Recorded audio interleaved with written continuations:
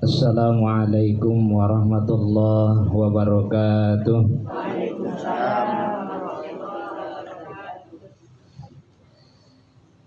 Innal hamdalillah nahmaduhu wa nasta'inuhu wa nastaghfiruh wa na'udzu billahi min shururi anfusina wa min sayyiati a'malina. May yahdihillahu fala mudhillalah wa may yudlilhu fala hadiyalah.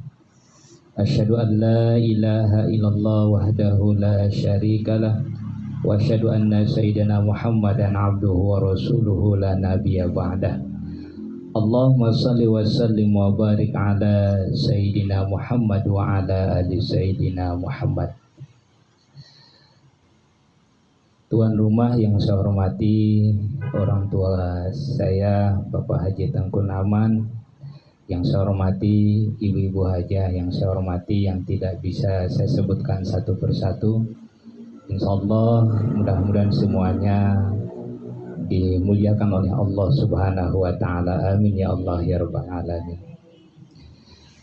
Dan lebih dahulu mari puji dan syukur kita senantiasa panjatkan kehadirat Allah Subhanahu wa taala, yang mana alhamdulillah atas kudrat dan iradatnya, atas segala anugerah yang diberikan Allah kepada kita, anugerah kenikmatan iman, kenikmatan Islam, kesehatan, kesempatan, kekayaan, lain sebagainya, sehingga kita masih dapat mengayunkan tangan, melangkahkan kaki ke tempat orang tua kami ini dalam rangka mungkin perwiritan rutinan. Dan mudah-mudahan hadirnya kita di sini, ayunan tangan kita, langkah kaki kita dinilai ibadah di sisi Allah Subhanahu wa taala. Amin ya Allah ya rabbal alamin. Dan tentu hal ini memang sangatlah patut kita syukuri. Selalu saya sampaikan, karena kalau tanpa izin Allah Subhanahu wa taala tentu kita tidak akan mampu bergerak. La tataharraku illa biidnillah. Tidak ada yang mampu sebesar jarah pun kecuali dengan izin Allah Subhanahu wa taala. Selanjutnya salawat beserta salam kepada baginda kita Nabi besar Muhammad sallallahu alaihi wasallam. Biqali Allahumma salli ala sayyidina Muhammad wa ala ali sayyidina Muhammad. Mudah-mudahan kita semua, terkhusus yang hadir di sini, diakui oleh umat baginda Rasulullah sallallahu alaihi wasallam yang mendapatkan syafaatul uzma di akhirat kelak. Amin ya Allah ya rabbal alamin.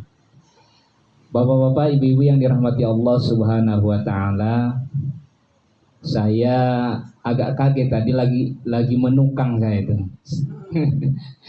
Alhamdulillah perkumpulan kami perwiritan orang Sunda diamanahi tanah 20 kali 18 oleh Pak Haji Latif Ayah, dan alhamdulillah sudah berdiri musolanya musola Pak Haji Peong. Nah, itu udah diwakafkan. Tadi itu lagi menukang di situ, di telepon Bu Hajah, kaget ya. Jadi mohon maaf untuk mungkin pertemuan kali ini saya tidak ada persiapan yang khusus. Jadi apa yang ada aja mungkin insya Allah akan kami sampaikan, dan mudah-mudahan ada guna dan manfaatnya, mungkin terkhusus sebagai nasihat untuk diri saya sendiri, umumnya untuk kita semuanya. Bapak Ibu yang dirahmati Allah Subhanahu wa taala, saya teringat pesan baginda Rasulullah sallallahu alaihi wasallam. Baginda Rasulullah sallallahu alaihi wasallam berpesan kepada umatnya, termasuklah kita yang ada di rumah ini. Pesannya ada 3. Apa katanya? Kata baginda Rasulullah sallallahu alaihi wasallam, ittaqillaha haitsuma kunta wa atbi sayyatil hasanati tamhuha wa khuliqin nasi bi khuluqin hasanin. Itu kira-kira. Apa artinya ittaqillaha? Bertakwalah kalian kepada Allah. Jadi baginda Rasulullah sallallahu alaihi wasallam berpesan kepada kita terkhusus kepada diri saya, wahai hambaku, bertakwalah kepada Allah. Takwa ini tidak tertutup ruang dan waktu. Hai sumakunta, dimanapun kalian berada. Artinya sedang pengajian bertakwa, sedang di pekerjaan bertakwa, di rumah bertakwa, di masjid bertakwa, dimanapun bertakwa, lagi sendirian bertakwa, lagi banyak orang pun bertakwa kepada Allah Subhanahu wa ta'ala. Tentu ini orang-orang tua saya lebih paham nih kalau masalah takwa, apalagi kalau dilihat dari sisi tasawuf, itu lebih dalam. Cuma mungkin saya akan menggali dari sisi bahasa saja. Apa itu takwa? Takwa kalau dalam usul fikih disampaikan oleh para ulama, imtisarul awamirillah wajtinabun nawahi, menjalankan segala perintah Allah dan menjauhi segala apa yang dilarang oleh Allah Subhanahu wa ta'ala. Itu takwa. Tapi memang takwa ini kalau secara bahasa, secara lisan mudah sekali untuk diucapkan. Takwa, selesailah omongan. Tapi pada hakikatnya memang sungguh luar biasa sulitnya. Kenapa sulit? Karena pada hakikat unsur takwa kita merasa dilihat oleh Allah Subhanahu wa ta'ala, kita merasa diawasi oleh Allah Subhanahu wa ta'ala, kita merasa didengar oleh Allah Subhanahu wa ta'ala. Kenapa? Karena Allah bersifat yang kamalat, bersifat yang sempurna.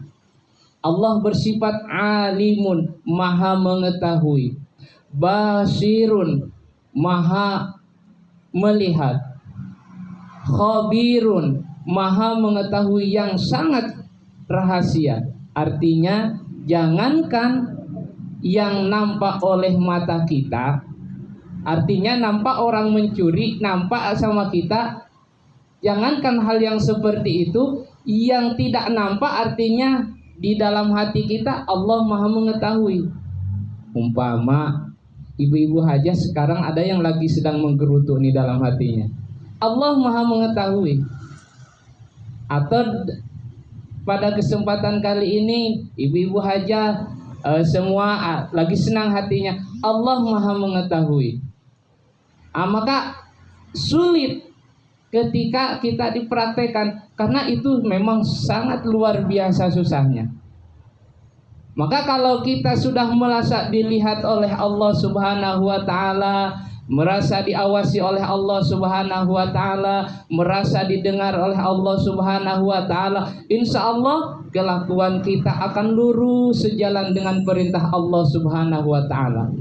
Maka masuklah definisi yang tadi itu, imtisarul awamirillah wajtinabun nawahi, menjalankan segala perintah Allah. Apa yang diperintahkan Allah pasti dikerjakan. Kenapa? Karena kita merasa dilihat, merasa didengar, merasa diawasi. Wajtinabun nawahi, dan segala apa yang dilarang pasti ditinggalkan. Tidak mungkin. Kenapa? Tadi itu karena kita merasa dilihat, merasa didengar, merasa diawasi oleh Allah Subhanahu wa ta'ala. Kalau ilmu tauhid ini insya Allah pakar-pakar ilmu tauhid nih. Kalau saya baru anak kemarin sore. Insya Allah kalau masalah ilmu tauhid udah pada dalam ilmunya. Saya cuma menggali secara bahasa aja. Lalu pertanyaannya, apa keistimewaan orang yang bertakwa? Ibu-ibu, bapak-bapak yang dirahmati Allah Subhanahu wa ta'ala, Allah Subhanahu wa ta'ala tidak melihat dari paras dan wajahnya. Allah Subhanahu wa ta'ala tidak melihat kemuliaan manusia itu dari harta dan kekayaannya. Kemuliaan manusia itu tidak dilihat dari harta dan jabatannya. Di mana dilihatnya? Di takwanya. Apa ayatnya? Inna akramakum indallahi atqakum. Sesungguhnya orang yang paling mulia di hadapan Allah Subhanahu wa ta'ala di antara kalian adalah orang yang takwa. Itu pesan yang pertama, pesan baginda Rasulullah Sallallahu Alaihi Wasallam. Ittaqillaha haitsuma kunta. Yang kedua, wa'atbi isai'atil hasanati tamhuha. Ikutilah pekerjaan yang jelek dengan pekerjaan yang baik. Ikutilah perbuatan yang jelek dengan perbuatan yang baik. Maksudnya bagaimana? Maksudnya seperti ini. Kalau kita bersalah, kalau kita berdosa, kalau kita merasa diri banyak kemaksiatan, bergelimbang dosa, maka tutuplah dengan bertaubat kepada Allah Subhanahu wa ta'ala. Setelah bertobat, maka iringi perbuatan maksiat tadi dengan perbuatan yang baik, dengan perbuatan yang diperintahkan oleh Allah Subhanahu wa ta'ala. Sebagaimana umpamanya, kalau tadi kita bermaksiat di belakang, bertobat, setelah bertobat bersedekah. Setelah kita berbuat maksiat kemudian bertobat, kita lakukan dengan birrul walidain, umpamanya berbakti kepada orang tua dan banyak lain yang sebagainya. Kenapa hal ini harus dilakukan? Karena dalam sebuah hadis baginda Rasulullah Shallallahu Alaihi Wasallam menyampaikan yang artinya begini: jika anak Adam, orang yang beriman, berbuat dosa satu kali, maka akan ditorehkan tinta hitam di dalam hatinya satu kali. Berbuat dosa dua kali, torehkan dua kali tinta hitam. Berdosa tiga kali, torehkan tinta hitam juga tiga kali. Semakin banyak berdosa, maka tinta hitam semakin banyak di dalam hati. Tetapi kalau begitu berdosa lalu bertobat, maka tinta hitam akan dibersihkan. Tapi gimana kalau sebaliknya? Bukannya bertobat, malah semakin ditambah dosanya, maka akan semakin hitam hatinya. Kalau sudah hitam hati, Allah Subhanahu wa ta'ala berfirman, aku akan kunci hati manusia tersebut. Nur cahaya keimanan sulit masuk ke dalam hati. Hidayah dari Allah Subhanahu wa ta'ala susah masuk ke dalam hati. Jadi jangan heran kalau kita sudah banyak dosa terus tidak diakhiri dengan bertobat. Ketika ada nasihat dari suami, Allah. Ketika datang nasihat dari saudara, apa itu? Termasuk kalau dinasehati oleh guru kita, merasa digurui. Kenapa? Karena hati sudah terhijab, hati sudah terdinding dengan dosa. Kalau sudah banyak dosa, maka hati akan keras. Sayyidina Abu Bakar menyampaikan, kalau hati sudah keras itu bagaikan pohon yang meranggas dan kering. Kalau pohon yang meranggas dan kering, apalah gunanya pohon? Dipakai kusen tak dapat, dipakai untuk tiang tak dapat, maka yang dapat hanya satu, kata Sayyidina Abu Bakar. Apa? Hanya pantas dilalap api. Na'udzubillah summa na'udzubillah. Jadi yang kedua, pesan baginda Rasulullah Sallallahu Alaihi Wasallam, bila mana kita berbuat kesalahan, maka iringi dengan perbuatan yang baik. Ibu-ibu yang dirahmati Allah Subhanahu wa ta'ala, saya tidak akan lama-lama, insya Allah sebentar lagi. Yang ketiga, yang pertama, ittaqillaha haitsuma kunta. Yang kedua, wa'at bi isai'atil hasanati tamhuha. Yang ketiga, wa khuliqin nasi bi khuluqin hasanin. Apa itu? Berbuat baiklah dengan sesama manusia, terutama dengan kita yang satu akidah. Kenapa? Karena kata baginda Rasulullah Sallallahu Alaihi Wasallam, la di situ la nahyi, la keras namanya, la larangan.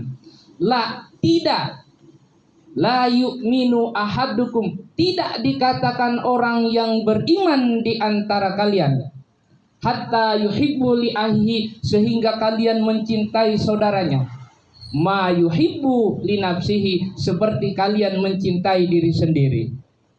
Kalau saya logikakan seperti ini mungkin Bu, kalau kita mencintai diri sendiri, lagi lagi ngiris bawang, tak sengaja tergoreslah tangan kita sama pisau. Apakah diam tangan kita yang kanan? Tidak, pasti nyari obat. Tidak ada di situ, kaki lari ke apotek. Tangan, kaki. Sudah ke apotek, tentu tidak diam, mulut berbicara. Bu, saya pesan obat untuk luka tangan. Mulut. Tidak cukup di situ, lihat obatnya, mata melihat kadaluarsa atau tidak nih. Otak berpikir. Jadi kalau tubuh kita tergores sedikit aja, seluruh tubuh kita bergerak. Saking cintanya kita terhadap diri kita sendiri, tidak mau luka yang sedikit ini membesar atau menyakiti yang lainnya. Karena kalau sudah tergores sedikit pun kalau dibiarkan sakit kemana-mana. Tetapi kalau sudah diobati, insya Allah dengan jalan diobati, kalau Allah berkehendak insya Allah sembuh. Maka ketika ada tergores sedikit pun, seluruh tubuh, tangan, mata, mulut, kaki, semuanya bergerak ingin mengobati luka tersebut. Nah, kata baginda Rasulullah SAW, kita belum lagi termasuk orang yang beriman. La yu'minu, tegas ini hadisnya. Ahadukum, di antara kalian, hatta yuhibbu li ahi, sebelum kalian mencintai saudaranya, ma yuhibbu li nafsihi, sebelum seperti kalian mencintai dirinya sendiri. Maka dengan sesama, terutama seakidah, kita harus saling sayang menyayangi. Ibu-ibu, bapak-bapak yang dirahmati Allah Subhanahu wa taala, mungkin itu yang bisa saya sampaikan. Alhamdulillah 20 menit juga. Mudah-mudahan ada guna dan manfaatnya, terkhusus untuk diri saya sendiri. Umumnya mungkin kalau ada kiranya yang bermanfaat untuk kita semuanya. Amin ya Allah ya Rabbal Alamin.